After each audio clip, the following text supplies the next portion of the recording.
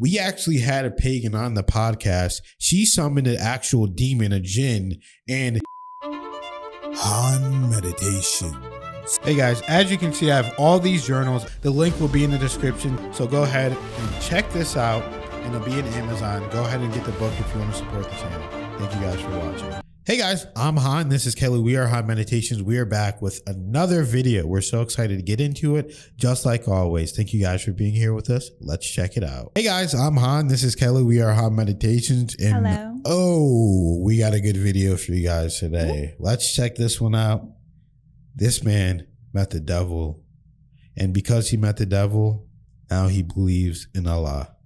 So let's see what he has to say, guys. Let's see. Out of everything in life that you can be and all these paths that you can choose, the last thing I thought I would be in life is religious. And I don't mean like spiritual or just believe in God in general. I mean actually religious. I was fully atheist. Now, I was raised in a Christian household, but I myself was atheist when I got out of that. And because all the negatives I saw within the Christian church, I just turned my back on religion and God in general. And what's really fascinating about that is the devil kind of hid for me. The shaitan, evil, these kind of things, they hid. They went into silence. They tried to not exist.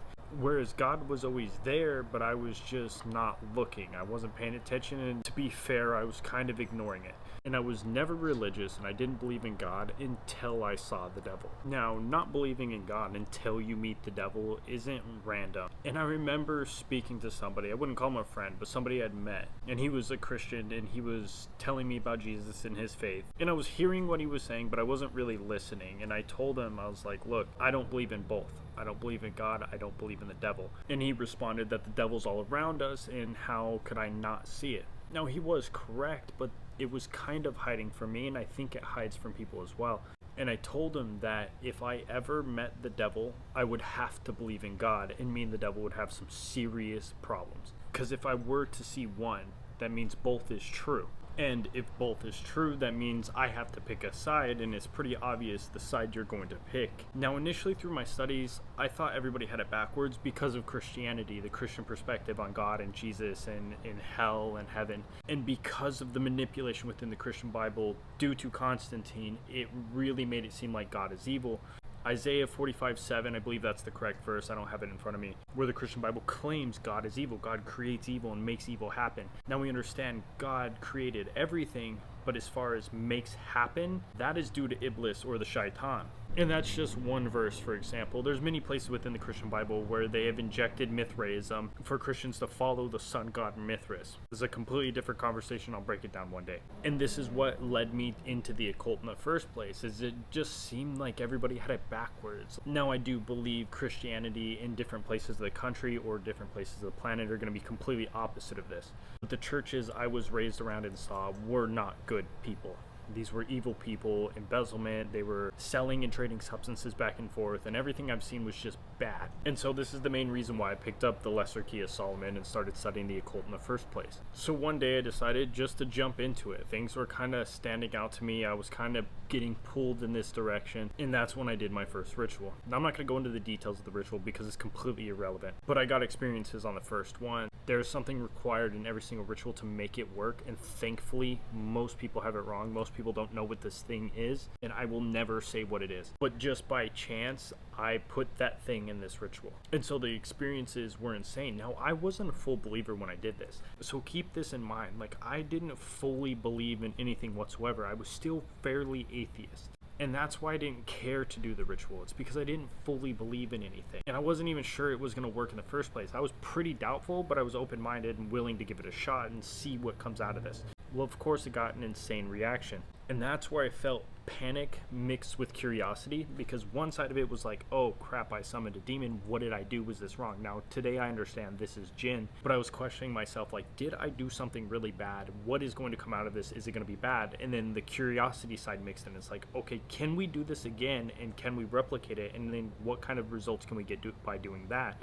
And so naturally, I just kept poking the bear. My curiosity got the best of me. I started diving in with different things. Now, thankfully, I didn't branch out much and start poking at everything in existence. There's some practitioners that like to play spiritual Pokemon, and they want to go after every spirit possible and try to have a connection with literally everything. I wasn't one of those people. I stuck to a few things and tried to get in really deep with them. But even still to this day, even speaking out against this, people still ask me how to do this all the time. And I want people to understand, I'm never going to explain this. I'm not going to tell you the missing pieces from most people's rituals. 99% of people, their rituals are pointless and they're never going to work. And I'm never going to teach how to do this. Every ritual you ever do comes at a cost. There is so many hoops you have to jump through, so many things you have to give to the jinn just to get any kind of result. And then the result you do get out of this is going to be one-sided. It's going to be so temporary and it's going to be taken away from you. And then you're going to have to do another ritual. And my biggest question in those people, because I still have some practitioners watching these videos, my biggest question is, if rituals worked,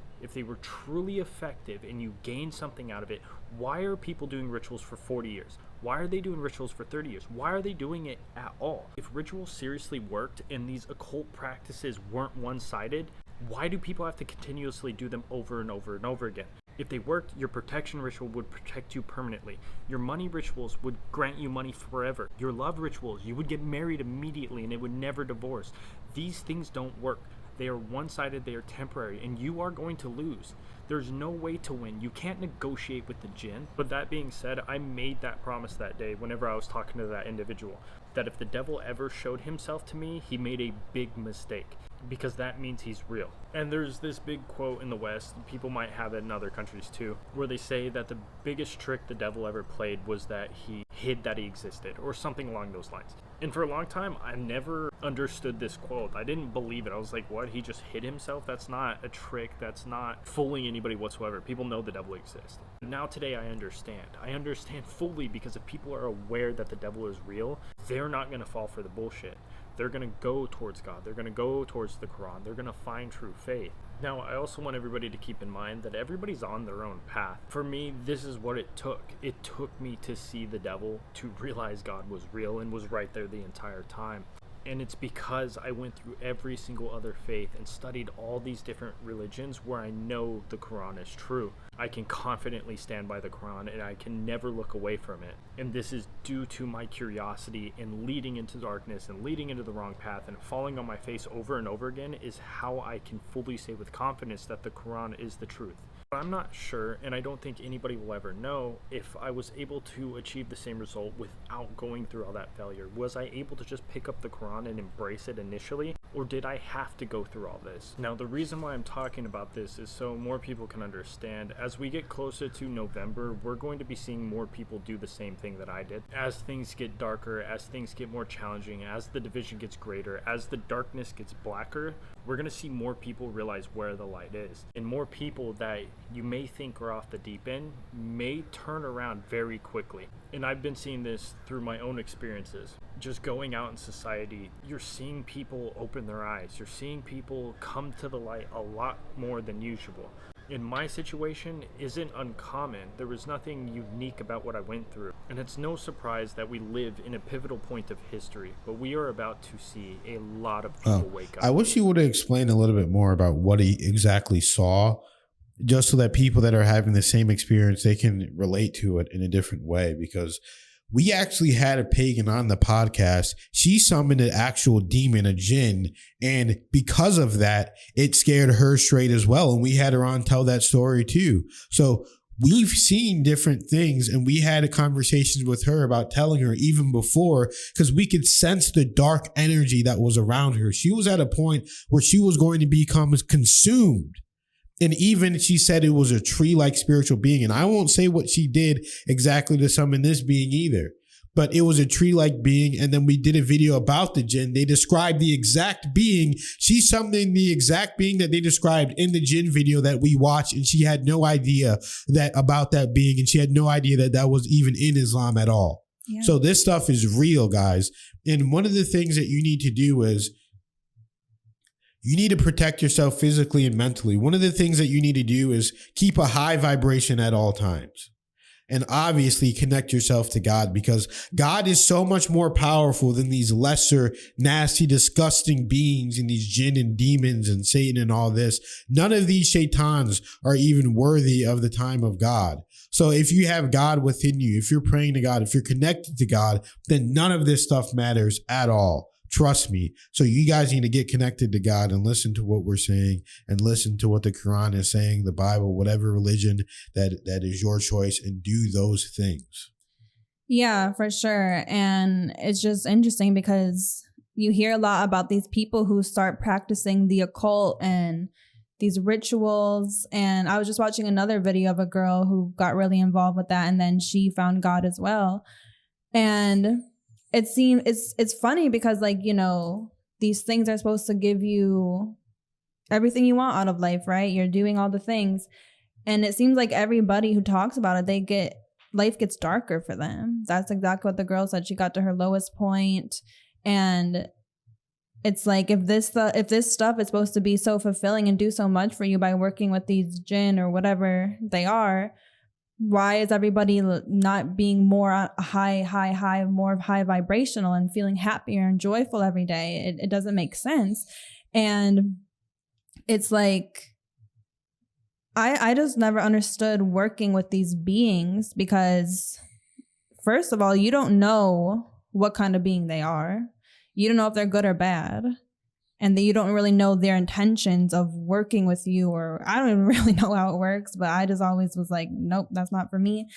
So like Han said, it's like, why not just go to the Most High, the most in control, and the one that is only light and only good and already knows you from the inside out anyway. You don't need to prove anything to God. As a matter of fact, you can go to God in your lowest point with absolutely nothing to give, and God will take you gladly. A lot of people reach their lowest point and then they get saved and turn to God. And that doesn't really happen with these other beings. They want you to do this, they want you to do that. And it's just interesting because if these jinn are like in the spiritual realm, I don't understand why they want physical offerings. To me, it's very confusing. It's just an energy exchange. If you get someone to do something for you, that's energy. So a lot of these beings, they just want more energy. They want, hey, do this, do this, do that. And they just keep going on and on and on. And then they're just, next thing you know, they get you to, you know, start eating creatures and doing crazy things and, you know, just nasty, demonic, devilish stuff, because they're feeding more off of your energy. So they're going to start off with something simple, something benign, something, oh, okay, I just need you to give me an offering of this. Next thing they know, oh, I need you to, you know, eat some bugs. Next thing you know, okay, well, I need you to do this. I need you to kill someone. I need you to sacrifice this. I need you to do this to someone, da, da, da, da, da, da. And they're feeding off that nasty energy. And like it said in the jinn series, some jinn are good and some jinn are bad. You can't, it's just like human beings. So you don't know what you're getting whenever you're unlocking these spiritual aspects to reality. If you're not in control, if you don't know what you're doing, then you don't know what you're doing and you don't need to be doing it. All you need to do is get as close as you can to God and leave it at that. Absolutely. And honestly, I would even argue that people who are atheists, I actually think the devil did trick them into being atheists or whatever, because not believing in God is essentially believing in the devil, because like he even said, he was basically ignoring signs of God and just pushing it all away, you know? So even having that faith in atheism is having an anti-faith in God. Oh, for sure. 100%. So God is number one. Thank you guys for being here. Thank you guys for donating, even $1.01. It lets us know we're on the right path. Thank you guys. Seriously, you have no idea. Just being here is enough. But when you guys send a donation, $1, $20, whatever it is, it just really warms our heart and we appreciate it. And we love you guys so much. Thank you. We'll see you in the next video.